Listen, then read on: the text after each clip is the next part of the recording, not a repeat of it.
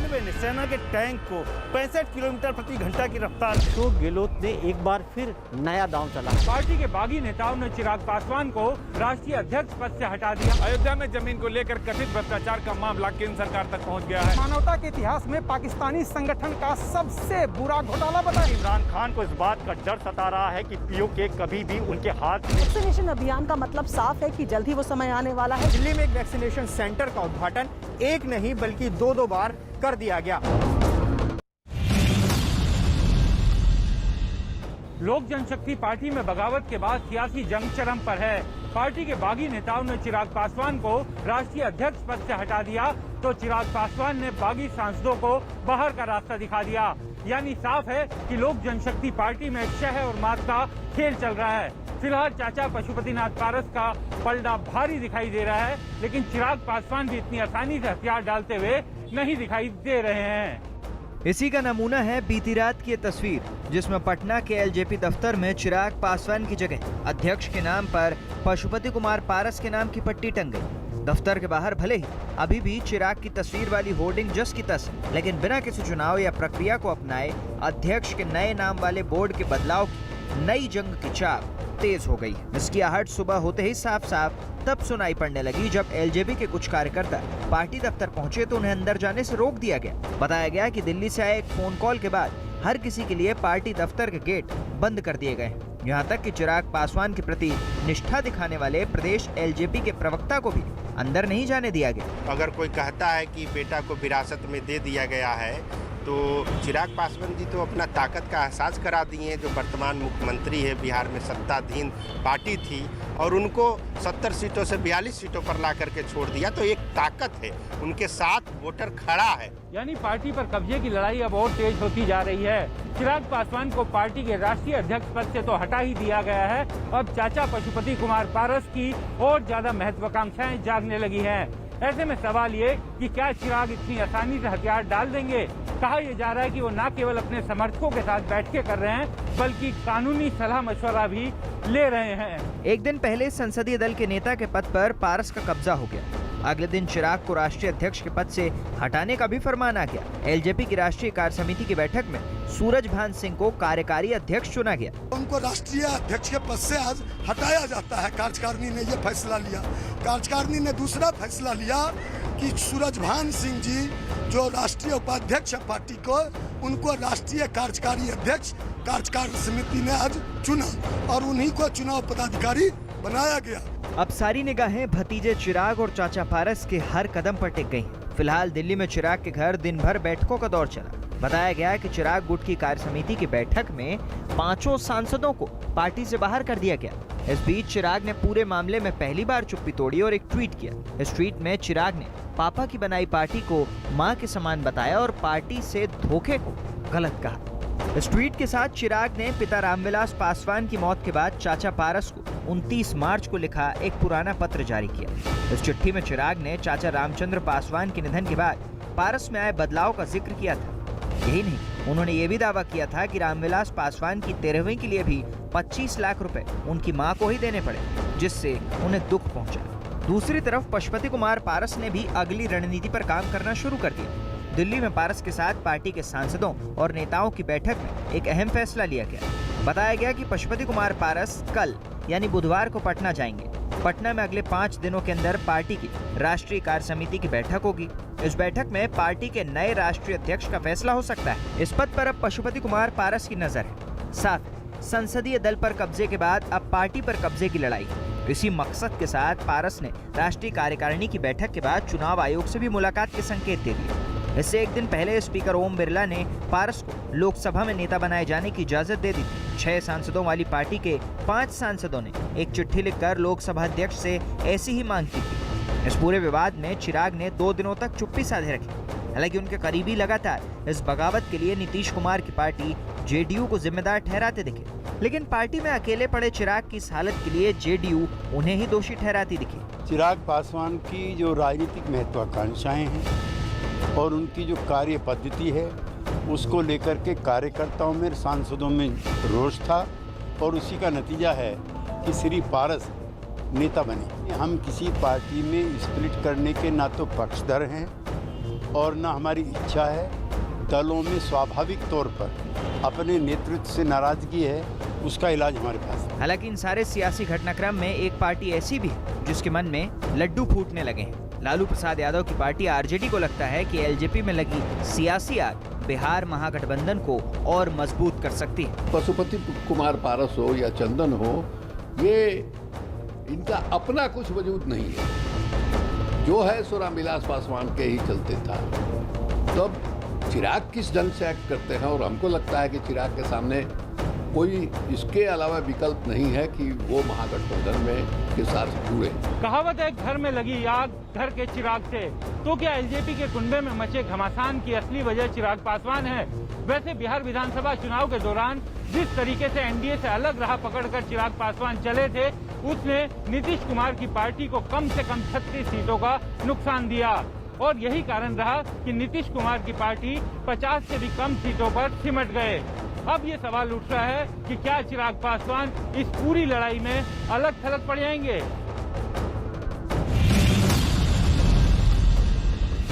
ये हरिद्वार में लगे कुंभ मेले से जुड़ी कोरोना की बहुत बड़ी खबर है। हरिद्वार में आए 4 लाख श्रद्धालुओं की फर्जी कोरोना जांच रिपोर्ट बनाई गई। ये मामला न केवल उन 4 लाख लोगों से जुड़ा हुआ है, बल्कि उनके संपर्क में आए लाखों लोगों की जिंदगी से जुड़ा हुआ है। वहाँ लोगों की फर्जी कोरोना जांच रिपोर्ट बनाकर उन्हें कुंभ में शामिल होने की इजाजत दी गई। इस मामला के सामने आने के बाद से उत्तराखंड सरकार में हड़कंप मचा हुआ है। उत्तराखंड स्वास्थ्य विभाग को कुंभ में कोरोना रिपोर्ट को लेकर अब तक जो कुछ भी मालूम हुआ उस पर यकीन करना मुश्किल है। विभाग की प्राथमिक जांच रिपोर्ट के मुताबिक 1 अप्रैल से 17 अप्रैल तक हरिद्वार में लगे कुंभ मेले में कोरोना टेस्ट से जुड़ा फर्जीवाड़ा बहुत शातिर तरीके से हुआ। सैंपल लेने में बड़े पैमाने पर धांधली की गई। कई लोगों के आधार कार्ड का गलत इस्तेमाल हुआ। दूसरों के आधार नंबर को टेस्ट के लिए इस्तेमाल किया गया। टेस्ट के लिए गलत पते और फोन नंबर दिए गए। पैसे लेकर कोरोना की फर्जी नेगेटिव रिपोर्ट तैयार की गई। करीब 4 लाख लोगों का कोरोना टेस्ट फर्जी होने का दावा है। 13 सरकारी लैब और 9 निजी लैब में टेस्ट हुए थे। स्वास्थ्य विभाग के मुताबिक कोरोना टेस्ट रिपोर्ट देने वाली लैब से ही गड़बड़ी हुई है, यानी लोगों के गलत नाम पते और आधार नंबर दर्ज करके टेस्ट किए गए और फिर फर्जी तरीके से नेगेटिव जांच रिपोर्ट बनाकर दे दी गई। इसमें निजी लैब वालों पर दूसरों के आधार नंबर और नाम पते का गलत इस्तेमाल करने का आरोप है, यानी लोगों के नाम और आधार नंबर का सहारा लेकर कुंभ में आने वालों की जांच रिपोर्ट तैयार कर उन्हें दे दी। आरोप है कि ये सब कुंभ में आने वालों से मोटी रकम लेकर किया गया। इस फर्जीवाड़े की पोल एक ऐसे ही शख्स ने खोली जिसका आधार नंबर और मोबाइल नंबर इस काम के लिए इस्तेमाल किया गया था। हरिद्वार में फर्जी कोविड टेस्ट का पर्दाफाश पंजाब के एक शख्स ने किया। उसने आईसीएमआर को ईमेल लिखकर बताया कि इसके फोन पर संदेश आया है कि इसकी कोविड टेस्ट की रिपोर्ट आ गई है। वो उस दौरान अपने घर में ही था, तो कोविड टेस्ट किस बात की। आईसीएमआर को बताया गया कि उसके फोन पर यह संदेश आया कि कोविड जांच के लिए उसका सैंपल लिया गया है। उत्तराखंड सरकार ने कुंभ मेले में श्रद्धालुओं की भारी संख्या को देखते हुए कोरोना की निगेटिव रिपोर्ट को जरूरी कर दिया था, यानी कोरोना रिपोर्ट निगेटिव नहीं है तो कुंभ में शामिल नहीं हो सकते। कोरोना टेस्ट के लिए उत्तराखंड सरकार ने प्राइवेट और निजी लैब को टेस्टिंग की जिम्मेदारी दी थी, लेकिन श्रद्धालुओं की कोरोना जांच में धांधली की गई। पंजाब के जिस शख्स के मोबाइल नंबर पर सैंपल और रिपोर्ट का मैसेज आया, उसने जब आईसीएमआर से शिकायत की तो एक एक कर सारा फर्जीवाड़ा और पैसे लेकर नेगेटिव रिपोर्ट देने का मामला खुल गया और अब इस पर सियासी विवाद शुरू हो गया है। दोनों तरफ से जांच की गई है। ऐसा संज्ञान में आया है कि ऐसी कोई किसी ने गलत डाटा इसमें फीड किया है, उसकी जांच की जा रही है। शेड्यूल साहब के जिस टाइम ऐसे कमेटी बनी, उसकी जांच की जा रही है। कोविड के मार से हिंदुस्तान में लाखों लोगों की मौत हो गई और कुंभ मेले के लिए 1 लाख से ज्यादा फर्जी कोविड रिपोर्ट बनाई जा रही है। यानी ये खतरनाक खेल भाजपा खेल रही। जो श्रद्धालु थे, आ रहे थे वहाँ पर, उनके ऊपर फेक टेस्ट करना, देश के सामने फेक डेटा प्रस्तुत करना, एक ही टेस्ट को 500 बार रिपीट कर दिखाना, मैं मानती हूँ श्रद्धालुओं के ऊपर भी विश्वासघात हुआ है। कुंभ मेले के बाद संक्रमण व्यक्तियों की संख्या में इजाफा हुआ, इसमें दो राय। आधार और मोबाइल नंबर के जरिए गलत तरीके से कोरोना सैंपल लेने और जांच रिपोर्ट जारी करने के मामले को आईसीएमआर ने गंभीरता से लिया, क्योंकि मालूम हुआ कि ये सब कुछ कुंभ मेले में हो रहा है। आईसीएमआर की शिकायत ने उत्तराखंड प्रशासन को हरकत में ला दिया है। तब तक कुंभ में कोरोना टेस्ट करने वाली सभी निजी लैब का भुगतान रोक दिया गया है। कुंभ मेले के दौरान उत्तराखंड की सीमाओं पर इस तरह के फर्जीवाड़े की सूचना आईसीएमआर ने राज्य सरकार को दी। राज्य सरकार की प्राथमिक जांच रिपोर्ट में जो कुछ पाया गया है वो काफी हैरान करने वाला है। बताया जा रहा है कि इस मामले में लोगों के आधार नंबर का बड़े पैमाने पर गलत इस्तेमाल किया गया है। साथ ही कई लोगों की रिपोर्ट बिना जांच के ही नेगेटिव बता दी गई। राम जन्मभूमि को लेकर जो सियासी विवाद है उसका हिंसक रूप दिल्ली में भी देखने को मिला। आप सांसद संजय सिंह के घर के आगे कालिक पोती गई। संजय सिंह के आरोप के मुताबिक करीब 12 बजे इस घटना को अंजाम दिया गया, जहां पर कुछ लोग आए और उन्होंने इस वारदात को अंजाम दिया। फिलहाल पुलिस इस मामले की तफ्तीश कर रही है। आम आदमी पार्टी के सांसद संजय सिंह के घर ये सब कुछ उस वक्त हुआ जब वो खुद घर में मौजूद थे। बकौल संजय सिंह 4 से 5 हमलावरों ने उनके घर पर अचानक तोड़फोड़ शुरू कर दी और घर के बाहर लगी नेम प्लेट पर कालिक पोत दी। दावा किया जा रहा है कि जिन लोगों ने संजय सिंह के घर पर इस हमले को अंजाम दिया, उन्होंने तोड़फोड़ करते वक्त जय श्री राम के नारे भी लगाए। इस हमले के ठीक 10 मिनट बाद संजय सिंह ने ट्वीट के जरिए इसकी जानकारी साझा की। मेरे घर पर हमला हुआ है, कान खोल कर सुन लो भाजपाइयों, चाहे जितनी गुंडागर्दी कर लो, प्रभु श्री राम के नाम पर बनने वाले मंदिर में चंदा चोरी नहीं करने दूंगा। इसके लिए चाहे मेरी हत्या हो जाए। आप सांसद संजय सिंह ने राम मंदिर निर्माण में जमीन की खरीद की प्रक्रिया को लेकर सवाल उठाए थे। उनका दावा था कि 2 करोड़ की जमीन को 18 करोड़ में खरीदा गया था और इसकी जांच की मांग उन्होंने ईडी से की थी। संजय सिंह के आरोपों के मुताबिक जैसे ही उन्होंने यह बात उठाई और जिसमें चंपत राय का नाम था, उसके बाद ही इस हिंसक वारदात को अंजाम दिया गया। संजय सिंह के आरोपों के बाद दिल्ली पुलिस भी हरकत में आ चुकी है। इस मामले में कार्रवाई करते हुए पुलिस ने 2 लोगों को हिरासत में भी लिया है, जिनसे पूछताछ की जा रही है। मैं घर पे बैठा हुआ था, आप देख रहे हैं महामहिम राष्ट्रपति जी का घर यहाँ पर है 100 मीटर की दूरी पे। यहाँ तमाम माननीय सांसद रहते हैं, हाई सिक्योरिटी जोन है ये। और यहाँ पे आके ये हमला हुआ। घर में लोग घुसने की कोशिश कर रहे थे, फिर हमारे साथियों ने उनको रोका और उठा के फिर पुलिस वाले लेके गए। कल से भारतीय जनता पार्टी के लगातार सारे लीडरशिप, सारे नेता, उनके उप मुख्यमंत्री, मंत्री, कोई नेता, इसको मारो, इसको काटो, इसको जेल में डालो, इस पे मानहान करो। जिन चंदा चोरों को पकड़ के जेल में डालना चाहिए, बजाय उसके आप मुझे जेल में डालने की बात कर रहे हैं, मेरे ऊपर हमला करवाने के लिए प्रेरित कर रहे हैं। उधर बीजेपी नेता मीनाक्षी लेखी ने संजय सिंह के आरोपों पर मोर्चा संभाल लिया है। उन्होंने संजय सिंह पर पलटवार करते हुए कहा है कि ये हमला उन्होंने खुद करवाया है। संजय सिंह और केजरीवाल वो लोग हैं जो अपने ही लोगों से खुद अटैक करवाते हैं और 24 घंटा झूठ बोलते हैं। राम मंदिर में क्या हुआ है वो सबके सामने है और जिसने भी जमीन जायदाद खरीदी है उसको पता है कि अधिकतर जितनी ट्रांजैक्शंस है आम आदमी पार्टी वाले कैश में करते हैं, ब्लैक में करते हैं। राम मंदिर की जमीन की ट्रांजैक्शन ब्लैक में नहीं हो सकती और वो सारा पैसा जो है व्हाइट में दिया गया है। फिलहाल पुलिस ने इस मामले की तफ्तीश शुरू कर दी है और 2 लोगों को हिरासत में लेकर पूछताछ भी की जा रही है। क्योंकि मामला हाई प्रोफाइल इलाके का है, इसलिए पुलिस की भी कोशिश यही है कि मामले की तह तक पहुंचा जाए और मंशा का पता लगाया जा सके, आखिरकार किस नीयत से इस वारदात को अंजाम दिया गया था। अयोध्या में जमीन को लेकर कथित भ्रष्टाचार का मामला केंद्र सरकार तक पहुंच गया है। सूत्रों के मुताबिक केंद्रीय गृह मंत्री अमित शाह और राष्ट्रीय बीजेपी अध्यक्ष जेपी नड्डा ने पूरे मामले की तथ्यों के साथ रिपोर्ट मांगी है। कहा जा रहा है कि राष्ट्रीय सेवक संघ ने भी तथ्यों के आधार पर रिपोर्ट मांगी है। दावा किया जा रहा है कि ट्रस्ट के सदस्यों ने इस पूरे मामले की रिपोर्ट तथ्यों के आधार पर भेज दी है। अयोध्या में तीर्थ ट्रस्ट क्षेत्र की भूमि से जुड़ा भ्रष्टाचार का मामला थमता दिखाई नहीं दे रहा है। विपक्ष जहां इस मामले में सरकार और ट्रस्ट पर हमलावर है, तो ट्रस्ट भी सबूतों के साथ दूध का दूध और पानी का पानी करने को तैयार है। राम जन्मभूमि तीर्थ क्षेत्र ट्रस्ट की तरफ से जारी एक प्रेस विज्ञप्ति में साफ कहा गया है, भूमि का जो मूल्य मांगा गया उसकी तुलना वर्तमान बाजार मूल्य से की गई। अंतिम देय राशि लगभग 1423 रुपए प्रति वर्ग फीट तय हुई, जो निकट क्षेत्र के वर्तमान बाजार मूल्य से बहुत कम है। यानी जिस जमीन की खरीद की नींव 2011 में रखी गई, उसका मूल्य मौजूदा वक्त के हिसाब से तय किया गया। यही वजह है कि विश्व हिंदू परिषद और राष्ट्रीय स्वयंसेवक संघ भी विरोधियों पर मुखर हो गए हैं। ये जानबूझकर बोला जा रहा है, झूठ है, ये एक दुष्प्रचार है। आपने संजय सिंह जी की प्रेस कॉन्फ्रेंस अगर सुनी हो तो वो उसमें ये भी कह रहे थे कि इसकी मालियत 5 करोड़ 80 लाख है। तो मार्केट प्राइस कौन सा है इन दोनों में से? देश की जनता को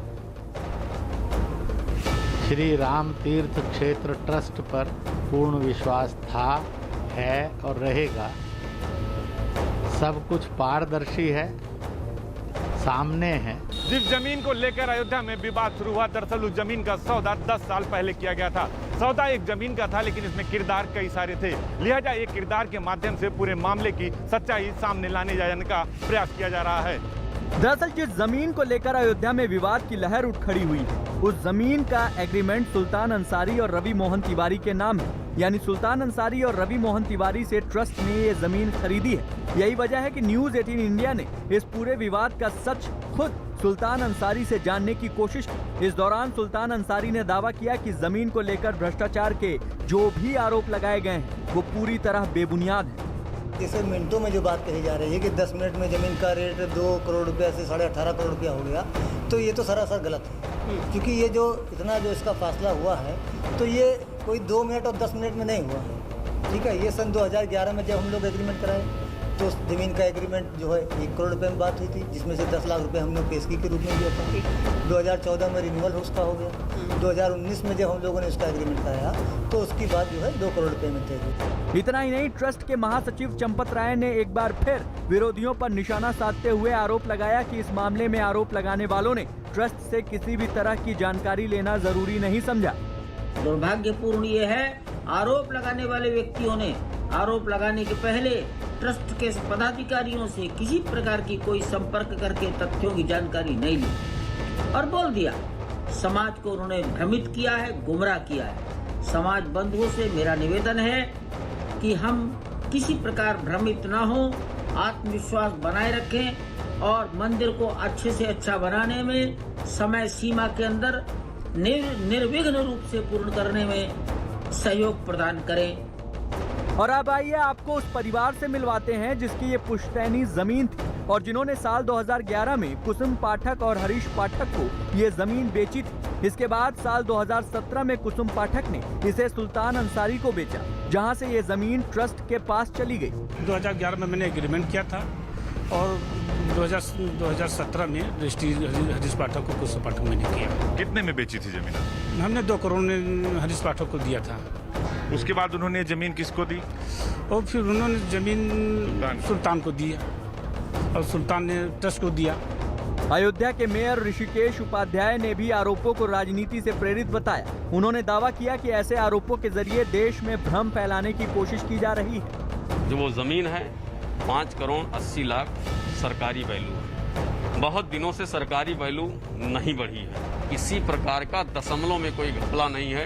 ये इन लोगों की हताशा एवं निराशा है। इस बीच कांग्रेस नेता राहुल गांधी ने भी इस मामले को लेकर ट्वीट किया। राहुल गांधी ने लिखा, श्री राम स्वयं न्याय है, सत्य है, धर्म है, उनके नाम पर धोखा अधर्म है। #राम मंदिर घोटाला। राम जन्मभूमि और विवादों का पुराना नाता है। इस बार 18 करोड़ की जमीन के सौदे को लेकर मामला उठा है।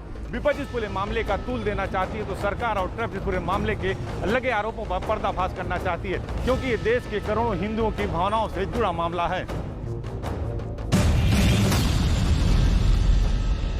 सागर पहलवान हत्याकांड में नया ट्विस्ट आ गया है। अखाड़े की विवाद की वजह से शुरू हुई इस लड़ाई में यूक्रेन की एक महिला की एंट्री हो गई है। नया सुराग आने के बाद जांच में जुटी दिल्ली पुलिस अब इस विदेशी महिला की तलाश में जुट गई है। पुलिस ये जानना चाहती है कि क्या सुशील और सागर के बीच जानी दुश्मनी इस विदेशी महिला की वजह से थी। ओलंपिक मेडल विजेता पहलवान सुशील कुमार, उभरता हुआ पहलवान सागर धनखड़ और एक यूक्रेन की महिला। क्या सागर पहलवान हत्याकांड की अब तक जो वजह समझी या बताई जा रही थी, बात कुछ उससे ज्यादा है? धीरे धीरे इस पूरे मामले में जो कुछ सामने आ रहा है वो बेहद फिल्मी पटकथा की तरह नजर आने लगा है। सागर हत्याकांड की वजह मॉडल टाउन के एक फ्लैट को बताया जा रहा था, लेकिन इस पूरे हत्याकांड का चश्मदीद होने का दावा करने वाले सागर के दोस्त सोनू महाल ने न्यूज 18 से बातचीत में इससे इनकार किया था। जो उसकी पत्नी का फ्लैट था वो था डी ब्लॉक में, तो 1 महीना हो गया था वहाँ से खाली करे जी। हाँ, तो ये अंदर ही अंदर पता नहीं क्या वो अपने अंदर पाल रखी थी इसने, गलत फहमी कुछ थी। तो हम तो एम ब्लॉक में थे फ्लैट, तो उसका खाली कर रखा था। कोई ऐसा मोटिव ही नहीं था कि ये हमारे साथ झगड़ा कर देगा। हम तो फ्री बैठे थे अपने सारी चीजों से। सोनू महाल के इस दावे के बाद जांच से जुड़ी दिल्ली पुलिस की टीम ने जब और ज्यादा गहराई से तहकीकात की तो एक चौंकाने वाली बात सामने आई। क्राइम ब्रांच की तफ्तीश में जो बात सामने आई है उसके मुताबिक मॉडल टाउन में किराए के मकान से सागर धनखड़ के अपहरण से कुछ दिन पहले वहां सुशील कुमार का एक करीबी अजय गया था। ये वही अजय कुमार है जिसे सागर हत्याकांड में शामिल होने के आरोप में सुशील के साथ गिरफ्तार किया गया है। बताया गया कि यूक्रेन की ये महिला सुशील की गैर मौजूदगी में उसके फ्लैट पर आती थी। हत्याकांड के कुछ दिन पहले जब अजय उस फ्लैट में गया था तो उस दिन सागर और सोनू महाल वहां नहीं थे। कमरे में यूक्रेन की महिला की फोटो रखी थी। अजय ने उस फोटो के साथ सेल्फी ले ली और वो वहां से चला गया। पुलिस को जो अब तक जानकारी मिली है उसके मुताबिक यूक्रेन की महिला सोनू महल की दोस्त थी। हत्याकांड वाली रात सोनू महल और सागर के साथ सुशील और अजय की बहस भी हुई थी। पुलिस को शक है कि अजय ने ही सुशील को सागर पहलवान और सोनू महल के खिलाफ भड़काया था। इसकी वजह अजय और सोनू महाल के बीच का विवाद बताया जा रहा है। पुलिस के मुताबिक जब सोनू महाल को पता चला कि अजय ने उसकी महिला दोस्त के फोटो के साथ सेल्फी ली है तो वो आपा खो बैठा। सोनू ने अजय को फोन पर बहुत गालियां दी और सुशील को भी बुरा भला कहा। तभी से दोनों गुटों के बीच दुश्मनी हो गई और पहलवान सुशील कुमार ने इस अपमान का बदला लेने की ठान ली। उसके बाद जब मौका मिला तो सागर के साथ ही मौके पर मौजूद सोनू महाल पर भी हमले हुए। पुलिस की जांच में हत्याकांड के दिन जानलेवा हमले की एक वजह इसे भी माना जा रहा है। इस मामले के तह तक पहुंचने के लिए पुलिस को अब यूक्रेन की महिला की तलाश है जो अभी विदेश में बताई जा रही है। लेकिन अभी तक के जांच के आधार पर पुलिस इस हत्याकांड की मुख्य वजह सागर और सुशील के बीच जूनियर पहलवानों को लेकर अखाड़े के विवाद को ही मान रही है। बहरहाल वजह जो भी है जांच के बाद दूध का दूध पानी का पानी हो जाएगा। राजस्थान के मुख्यमंत्री अशोक गहलोत ने एक बार फिर नया दांव चला है। ये दांव सचिन पायलट को बैकफुट पर लाने वाला माना जा रहा है, क्योंकि इस बार गहलोत ने खुद को पूरी तरह से पर्दे के पीछे रखकर चाल चली है और दो तरफा रणनीति बनाई है। एक तरफ सचिन पायलट के साथ चल रही सियासी खींचतान के बीच खुद को लंबे समय के लिए क्वारंटीन कर लिया। दूसरी तरफ कांग्रेस आलाकमान के सामने पायलट को कमज़ोर दिखाने के लिए बीएसपी से आए विधायकों को मैदान में उतार दिया है। राजस्थान में तापमान 35 डिग्री के पार है, लेकिन मौसम का ये असर सियासी पर्यावरण पर पड़ता नहीं दिख रहा। इसकी वजह है कि मुख्यमंत्री अशोक गहलोत ने जून का महीना होने के बावजूद हर तरह की राजनीतिक गहमा गहमी के बीच सुकून ढूंढ लिया है। अब वो 60 दिनों तक क्वारंटीन रहेंगे। लेकिन गहलोत के क्वारंटीन में सिर्फ उनके अपने स्वास्थ्य की नहीं बल्कि राजस्थान सरकार की सेहत मजबूत करने की भी दवा छिपी है। गहलोत के खिलाफ सचिन पायलट की बगावत पार्ट 2 के विवाद से आप वाकिफ। अब इस विवाद की सबसे नई कहानी। बीएसपी से कांग्रेस में शामिल हुए सभी 6 विधायक अशोक गहलोत के समर्थन में उतर आए। इन विधायकों ने कांग्रेस आलाकमान से कहा है कि असली और नकली में पहचान करें। जब सरकार संकट में थी तब किसने साथ दिया और किसने धोखा दिया। बीएसपी से आए विधायकों ने कहा है कि गहलोत सरकार हमारी बदौलत बची है। सरकार में हिस्सेदारी उनकी बनती है जिन्होंने सरकार बचाई है। सरकार को हमने बचाया और हमने तो मर्ज कर दिया। आज निर्दलीय का और हमारा भी कंपैरिजन नहीं हो सकता। जो फील्ड वर्कर नहीं है, जो ग्रास रूट के आदमी नहीं है, जो पैराशूट से उतरे हैं, उनके हाथ में सत्ता है और संगठन है, इसलिए निश्चित तौर से इन पे विचार होना चाहिए। सचिन पायलट जी ने किसी से भी समय नहीं मांगा है। अजय माकन जी से उनकी जरूर मुलाकात हुई थी। माकन साहब ने माकन साहब ने बुलाया था, उनकी बातचीत हुई, सारी चीज़ हुई। अन्य आलाकमान से न सोनिया गांधी से, राहुल जी से, प्रियंका जी से कोई समय नहीं मांगा गया है। राजस्थान में न तो पायलट की बगावत नहीं है और न ही सरकार बचाने के लिए गहलोत के दाव। बीएसपी विधायकों को अपने साथ दिखाने का संदेश ये है कि गहलोत सियासी संकट से सेफ है। बीएसपी छोड़कर कांग्रेस में आए विधायकों ने भी सचिन पायलट के खिलाफ बड़ा हमला बोला है। पायलट को नकली और खुद को असली बताकर पार्टी आलाकमान तक ये संदेश पहुंचाने की कोशिश की है कि वो बागियों पर नहीं अपनों पर ध्यान दे। बीएसपी छोड़कर कांग्रेस में आने वाले विधायकों की प्रेस कॉन्फ्रेंस का मतलब भी गहलोत का बड़ा दांव हो सकता है, जिससे पार्टी आलाकमान तक एक संदेश पहुंचाया जा सके कि सिर्फ पार्टी के पुराने नेता ही नहीं, सरकार को बचाने वाले बीएसपी छोड़कर आने वाले विधायक भी सचिन पायलट से खफा है। बीएसपी विधायकों को आगे करके मुख्यमंत्री गहलोत ने पायलट पर जो हमला किया है उससे ठीक पहले खुद को क्वारंटीन किया है। उसके असली मायने समझिए। दरअसल मुख्यमंत्री अशोक गहलोत अगले 2 महीने तक क्वारंटीन रहेंगे। यानी वो व्यक्तिगत मुलाकात नहीं करेंगे। आलाकमान व्यक्तिगत मुलाकातों के लिए ही बुलाता है, लिहाजा विवाद सुलझाने वाली कमेटी से भी मिलना संभव नहीं। क्वारंटीन है तो मंत्रिमंडल का विस्तार भी नहीं करेंगे, यानी सचिन पायलट को सरकार में जगह नहीं देंगे।